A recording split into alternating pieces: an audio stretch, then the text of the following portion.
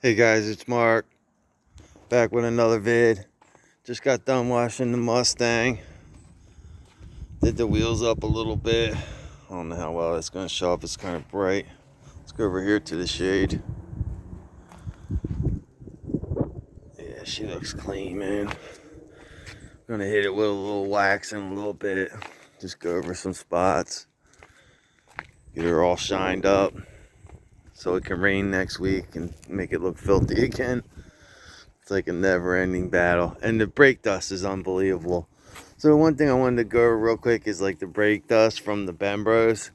Those pads, man, like they're brand new. The dealership put brand new pads on there for me before I left when I took purchase of the car.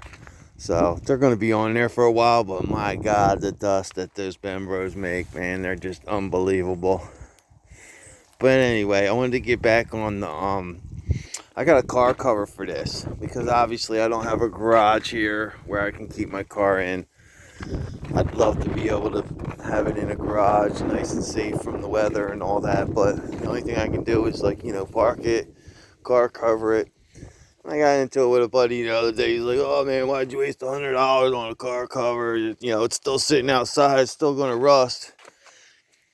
And I'm not gonna go through the drama explaining to him, but dude, anybody that has a car cover knows you have water pull up right here in this section and in that section, and in doing so, when it pulls up in the car cover, it's protecting it, it's keeping it from actually going down into the fender wells.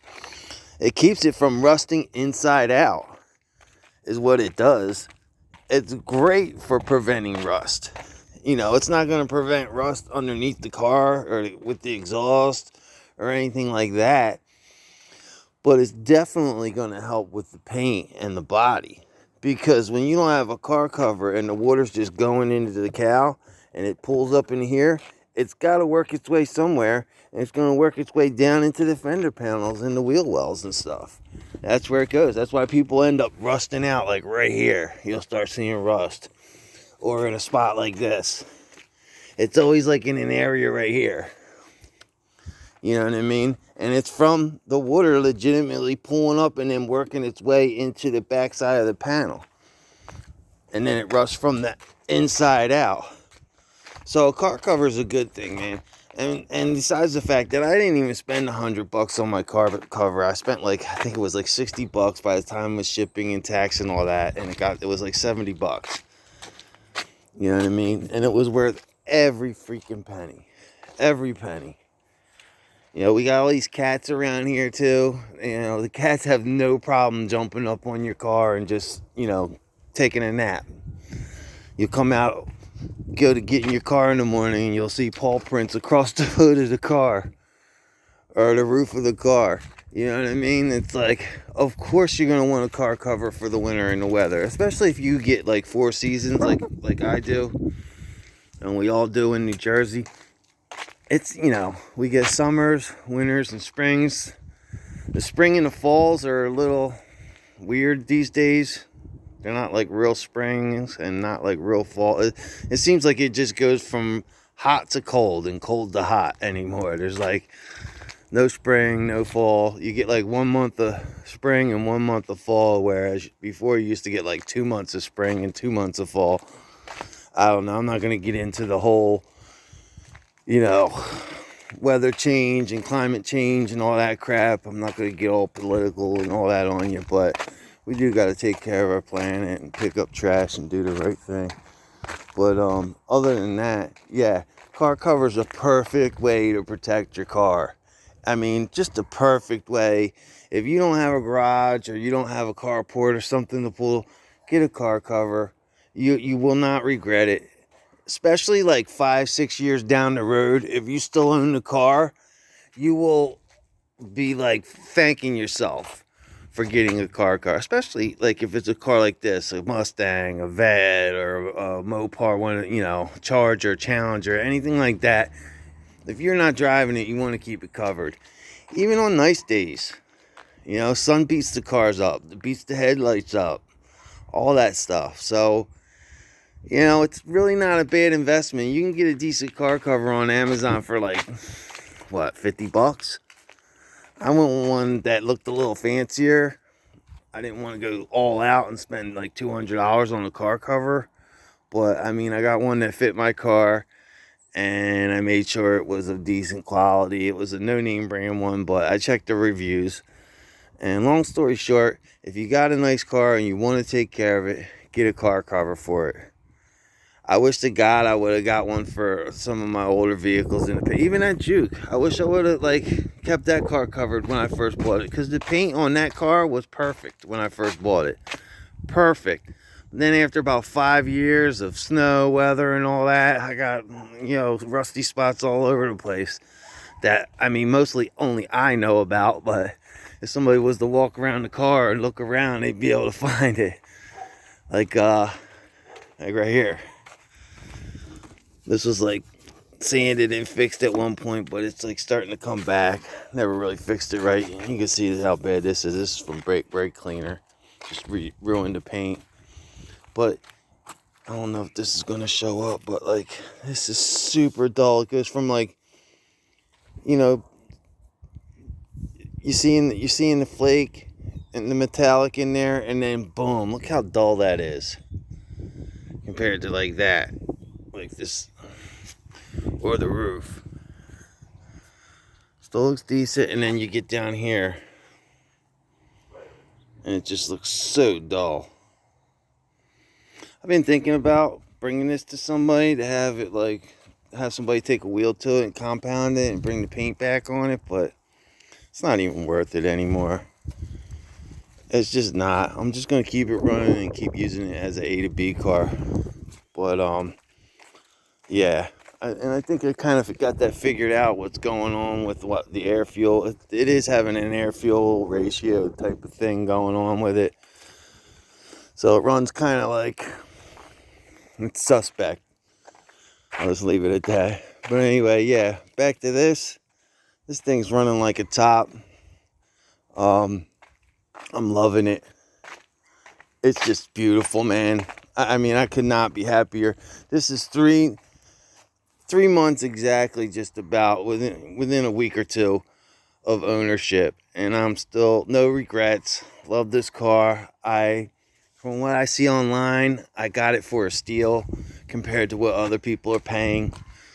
A guy online was talking about this car he bought with 46,000 miles, and he ended up paying almost 46,000 for it. And it's just a regular GT.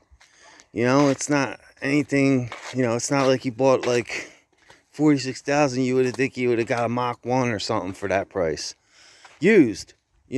But still, a Mach 1. If you're spending more than $30,000 on a used Mustang GT, just wait. Just wait.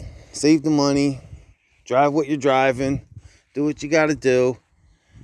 And then when prices come down or you find the right situation, jump on it. That's what I did. I waited. I wanted to buy. I was looking at Mustangs and Camaro. I was really looking at Camaros about 3 years back. And none of them were priced within the realm of reality. You know what I mean? They wanted $15,000, $20,000 more than what the car was worth when it was new. You know what I mean? I was looking at 18s and 19s. You know what I mean? 2018s, 2019s, 2020 Camaros. I was even looking at 2015s. They were trying to get $45K.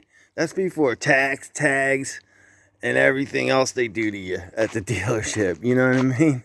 So, anyway, I was just patient. Kept waiting, kept saving while I was waiting. And then all of a sudden, boom, I see this car pop up. This one right here at Sioka dealership over in Atlantic City. They're huge. They're well known for selling Corvettes. They're a Chevy dealer. They don't deal in Fords. And I think that's how I kind of made out so good. I don't think they knew what they had. First off, I know they didn't know what they had because the car had 8,909 miles on it when I bought it. One owner, right? But on the website, they had it listed as a 10-speed. So that right there, I knew I had them from the door because in the pictures I could obviously see it was a manual, you know what I mean? And that's what I had been shopping for, a manual. Manuals are just, I'm not even going to get into it.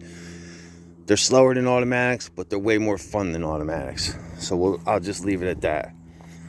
Anyway, people can argue about that stuff later on. Manuals are 10 times more fun to drive than automatics. But are the automatics faster? Yeah. Okay. Everybody happy? All done with it? Yeah. I'm not beating a dual clutch with the same horsepower.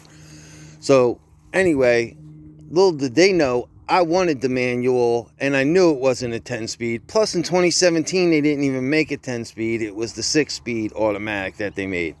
So, long story short, I go in there, and I start acting like it was a deal breaker, the car being a manual, because, you know, most people can't even drive a manual. So, long story short, I started, oh, nah, man, you said it was a 10-speed, blah, blah, blah, blah, blah. Before I knew it, they had $3,000 off the car. And I started, you know, playing a little bit more, and I got another, like, $3K knocked off the car. So, I ended up getting this car for, people won't even believe me when I tell them, but I ended up getting the car for a lot less than what you would think. I'm not going to tell people what I paid and all that. It's nobody's business. But believe me, it wasn't nothing near 40 at all. And I mean, look at it. I still got, I'm about to hit 11,000 miles on the clock. I think inside the car. It is a basic. It's, you know, it looks like it's a base model, but it's not. It's got the performance pack. It's got the 373 gearing. It's got the beefed up sway bars. It's got the staggered wheel setup, the better wheels. Magna Ride. I mean, there's a lot of things that it has. It doesn't have all the switches for like different modes, but that's all right here on the dash. I got track mode and all that stuff. But she's clean. The only thing that, like I say all the time, that I would change is I would like to have the bigger screen. But not because I want to touch it. I'd rather have my buttons. I just want the bigger screen so when I'm backing up, I have something bigger to look at. I wouldn't give these gauges up for nothing. I don't want to go digital. I love the way this car looks. See what I mean? Look at this gauge. Oil pressure, vacuum pressure, all right there on the dash. Boom. No digital stuff, worrying about whether it's correct. Anyway, that's the only thing I would change, is that backup camera.